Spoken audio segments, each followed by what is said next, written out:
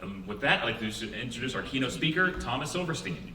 He is the Associate Director of the Fair Housing and Community Development Project at the Lawyers Committee for Civil Rights Under Law, where he manages the organization's housing-related litigation dockets, including cases brought under the Fair Housing Act and Administrative Procedure Act.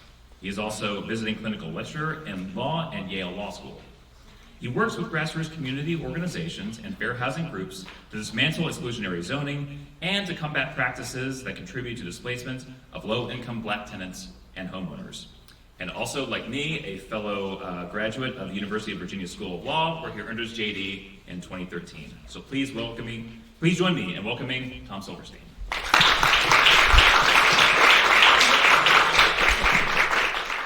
Thank you for the warm welcome. Some remarks prepared. I promise we're going to get to best practices, but we're going to get to best practices in sort of the last half of the speech, because I think there's some stage setting that's necessary to get there as we talk about affirmatively furthering fair housing. So this particular Fair Housing Month, and this was alluded to a little bit in the introduction, is an uncertain time for civil rights advocates across the country as we contemplate best practices for fulfilling the Fair Housing Act's affirmatively furthering fair housing, or AFFH, mandate. But above all else, the most important thing to keep in mind is that local communities like Arlington do not need to wait for the federal government to tell them what they need to do. At the end of the day, the meaningful actions that will redress segregation and our stark racial disparities in homelessness, cost burden, and homeownership do not depend on who is in the White House or running the U.S. Department of Housing and Urban Development. When Congress passed the Fair Housing Act in 1968, they not only prohibited discrimination in housing, but also included an affirmative mandate that HUD and other federal agencies AFFH, including when operating programs that rely on state and local grantees, like Arlington County, for their on-the-ground implementation and administration. Congress did so out of a recognition that the public sector was deeply implicated in the patterns of segregation that the Fair Housing Act sought to redress. From then Commerce Secretary Herbert Hoover's cheerleading for the Model State Zoning Enabling Act, to the Homeowners Loan Corporation and the FHA redlining, to the massive displacement caused by urban renewal efforts undertaken pursuant to Title I of the U.S. Housing Act of 1949, the federal government had planted the seeds of the uprisings that took place in Watts, in Newark, in Detroit, and 56 years ago this month in Washington, D.C. In the face of that much harm, the federal government simply forswearing future harmful actions could not be enough. A reparative framework was necessary.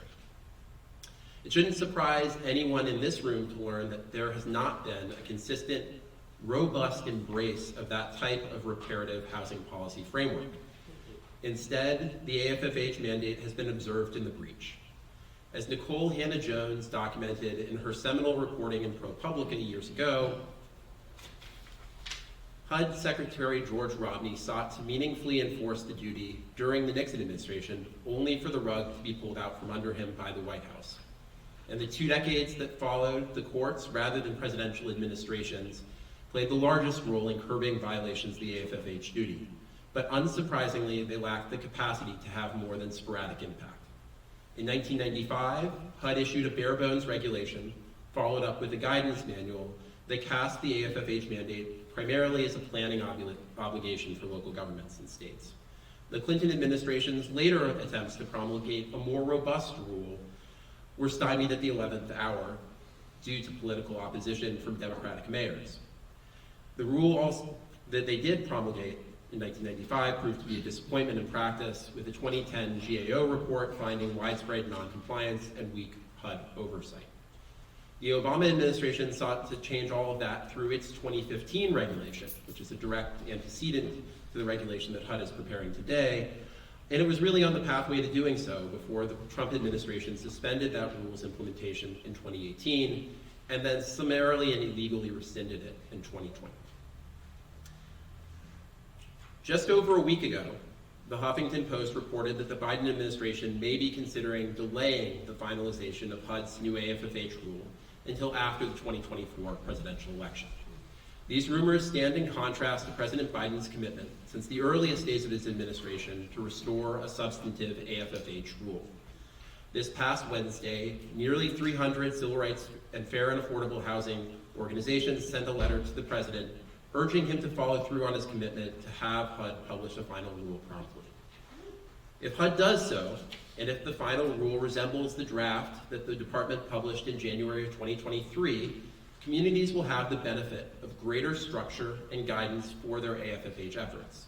There will also be more accountability and transparency with, for the first time, a formal complaint process that community members, civil rights groups, tenant organizers, and others would be able to use to bring violations of the AFFH duty by states, municipalities, and public housing authorities to HUD's attention. These are tangible positives. Directly impacted communities tend to know what solutions will advance housing justice for them but may have difficulty getting policymakers to take those demands seriously for whatever reason, because they're perceived to cost too much, because they might spark community backlash, because they might eat into the profits of powerful real estate industry interests, or because they might run counter to overly simplistic economic conventional wisdom. The AFFH rule would, as the Obama administration's rule did before, create an institutionalized framework that forces policymakers to value the expertise of communities. But we should not forget that there is more than one way to force policymakers to take the demands of directly impacted communities seriously, and most housing justice victories have been won through the outside game rather than through regulatorily mandated planning processes. That is true from the Fair Housing Act itself, which has its roots in the Chicago Freedom Movement and the work of Dr. King, to policies like right to counsel and eviction proceedings, just cause and rent stabilization, and inclusionary zoning. Communities can and should fight to win, to preserve and to strengthen these and other policies regardless of what the federal government is doing. Turning to Arlington, Arlington is one of the wealthiest municipalities of its size in the country. And with those high incomes, high rents and home values have come as well. According to Zillow, the typical home value is about $800,000, with the typical rent being about $2,700. In a region where race, ethnicity, and socioeconomic status are highly correlated, this means that housing costs are out of reach for many Black households in particular.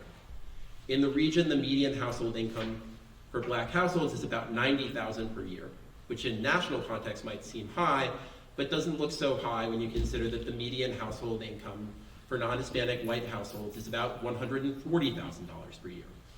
This difference in income understates the difference in ability to afford such high-cost housing in light of racial disparities in family wealth of an even greater magnitude than these income disparities. In this context, it may not be surprising that Arlington has such a disproportionately low Black population in relation to the broader region, with Black residents making up about 10% of Arlington's population, but about a quarter of the region's population. But this is neither a permanent nor an inevitable state of affairs. In 1970, census data showed that Arlington had a higher proportion of Black residents in Fairfax County, Prince William County, and Montgomery County, Maryland. All of these places have higher percentages of Black residents today than Arlington, and in the case of Prince William County and of Montgomery County, significantly higher percentages of Black residents. How, as once segregated white suburbs achieved a modicum of integration, did Arlington become the wrong kind of outlier in a diverse region? Housing costs are the obvious answer, but an answer that still begs the question of why housing is so much more out of reach for working families in Arlington than in other parts of the region. Market forces clearly have something to do with it. There are amenities associated with living in Arlington: short commutes, transit access, restaurants, arts and culture, that are almost inherently hard to find in the low-density sprawl of somewhere like Gainesville or Dumfries or Waldorf. But those amenities that are in short supply in the outer reaches of Prince William County or Charles County, Maryland, are abundant in Montgomery County, as anyone who's been to Bethesda or Silver Spring knows. And Montgomery County has managed to grow into a much more diverse community than Arlington, and policy is at the heart of why. For 50 years, Montgomery County has intentionally and proactively pursued a policy of inclusive growth. It's an inclusionary zoning ordinance, labeled the moderately priced dwelling unit ordinance, has been at the heart of those efforts. And that program hasn't resulted merely in the production of units affordable to low-income households. Through the purchase of units by the county's Housing Opportunity Commission, it has resulted in the creation of scattered site public housing affordable to Montgomery County's poorest residents. The contribution of the moderately priced dwelling unit program to both affordable housing production and school integration in Montgomery County has been noteworthy and extensively documented in the social science.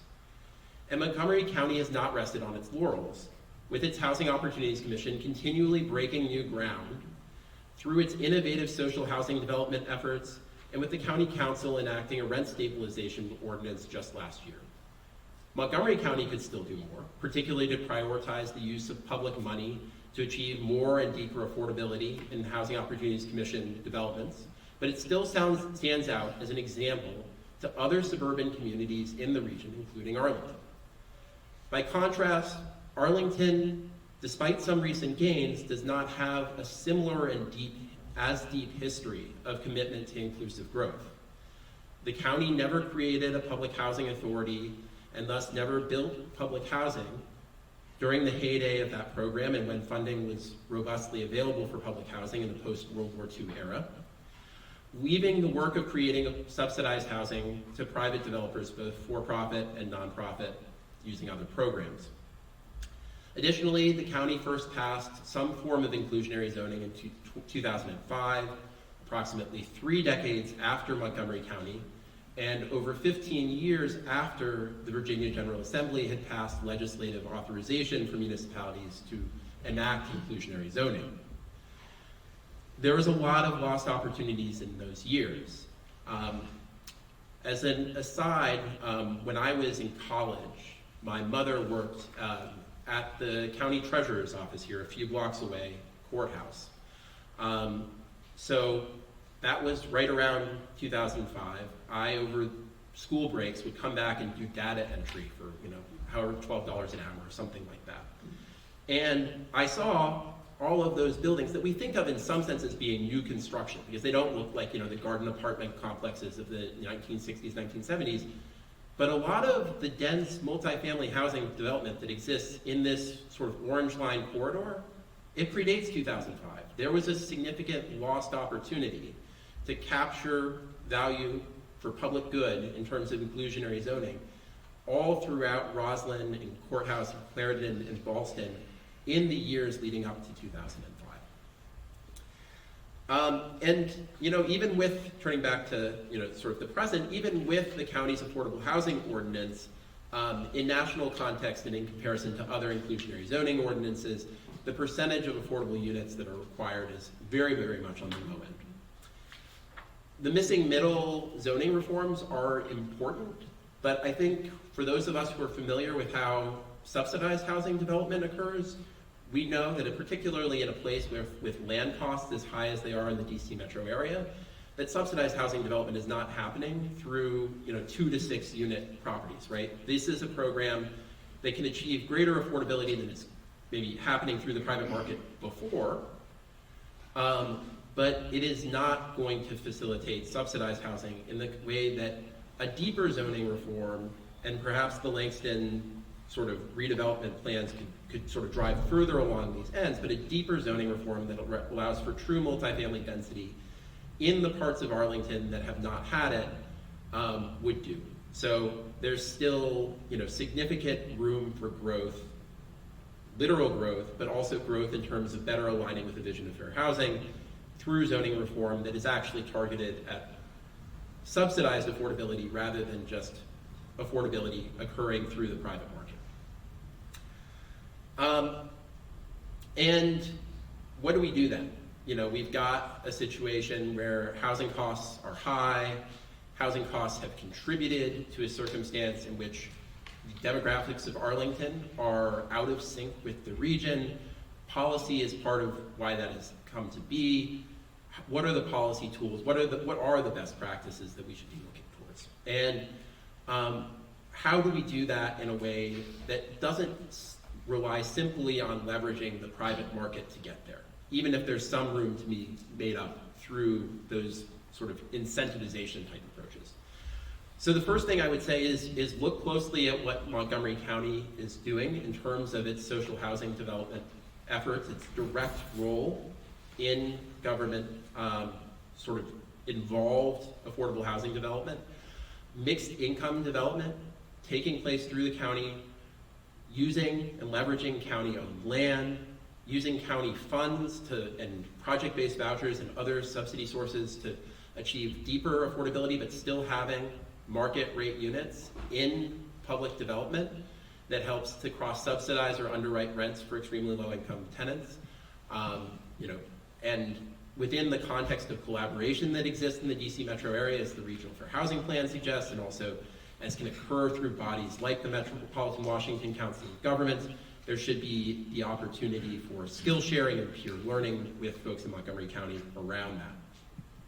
And those are efforts that, if we're thinking about this from a fair housing perspective, those are efforts that can't just be limited to major transit corridors and to diverse parts of South Arlington, right? These are efforts that, if we're taking fair housing seriously, need to go not just along Langston but north of Langston, right, into the neighborhoods that have never seen affordable housing. The next piece here is to take seriously the threat of displacement in more diverse neighborhoods within Arlington. And here, unfortunately, there is an extent to which the sort of prevailing legal regime of the Commonwealth of Virginia makes things harder. So folks may or may not have heard of Dillon's Rule, but if anyone isn't familiar with Dillon's Rule, it is a doctrine that makes it harder or maybe impossible for local governments to do things that the state government hasn't, or the state legislature, the General Assembly, hasn't explicitly told them that they can do. And there would be real concern that if Arlington attempted to mirror Montgomery County and pass rent stabilization, or mirror jurisdictions in other parts of the country and have just cause eviction protections, that the courts would find that the county doesn't have authorization for that, just as the Virginia Supreme Court struck down attempts to create same-sex partner benefits in Arlington nearly a quarter century ago. However, there's the political fight and the organizing fight at the local level, and there's also the long game at the state level, and certainly it would be worthwhile for folks to engage to try to get this county's General Assembly delegation to push for the type of authorizing legislation that would allow local governments in Virginia to directly protect tenants. But there are policies to protect tenants that don't run up against those sorts of legal boundaries. So here, funding for eviction defense and for a real right to counsel in eviction proceedings, funding for the types of emergency rental assistance programs that prevented so many evictions at the height of COVID, and also thinking about land use planning and economic development in such a way as to ward off the types of sort of incentivization of speculative behavior that you might associate with something like Amazon HQ2 that push landlords in the direction of raising rents at unsustainable levels for tenants. So there really are still tools on the table, even if some of the best and most effective tools prevent displacement are not. I've already spoken about how, with respect to zoning reform, there needs to be a focus on achieving real affordability of the type that subsidy is required for, and for which real density of a deeper scale, larger scale than the sort of missing middle context can provide, and being geographically strategic and targeted about that in a way that doesn't consider that some settled, leafy, single-family neighborhoods are off the table. And two more points. One is, most of my remarks have focused on rental housing, but I do want to address home ownership briefly. Efforts to support Black and increase Black home ownership are important to prevent displacement, to reduce housing insecurity, and also to reduce the racial wealth gap. There may be a sense of fatalism that some might have, that after the Supreme Court's terrible decision in the Students for Fair Admissions case, that, government can't do that. Government can't be strategic and intentional about promoting racially conscious home ownership programs. To that, I'd say we haven't lost that fight yet, and I would really direct folks to look at the work that Washington State is doing in terms of their state-run special purpose credit program, the National Fair Housing Alliance, as well as the private nonprofit fair housing centers in Washington State, worked on a great report that sort of lays out the evidentiary basis for why a down payment assistance program for Black Washington State residents can survive strict scrutiny and can be legally viable in this climate. So home ownership is also a key part of the puzzle. And then there's the more, frankly, traditional fair housing concern of what is the county doing to actually address unlawful discrimination. This needs to be tackled from both the front end and the back end. From the front end, reducing the likelihood of it occurring to begin with by getting serious and sophisticated on affirmative marketing, and then also on the enforcement side of things by providing robust funding to groups like ERC and HOME for testing and proactive investigations, particularly looking at emerging issues and types of discrimination that individuals are not likely to be able to identify on their own. This is a county, to close, that has a strong tax base, a strong public sector capacity to deliver high quality services. We see this in many of the other public services that this county delivers. Folks may may have their complaints, but if you go to Prince George's County where I live, I can tell you that Arlington County's public services are better. And there's no reason that that state capacity can't be reoriented and redirected to the kind of efforts to affirmatively further fair housing that I've been speaking to. And I also think that with advocacy groups, civil rights groups, and organizing groups at the table, groups like the NAACP, the ability to win that fight and achieve that type of progress is real and can be. So thank you very much.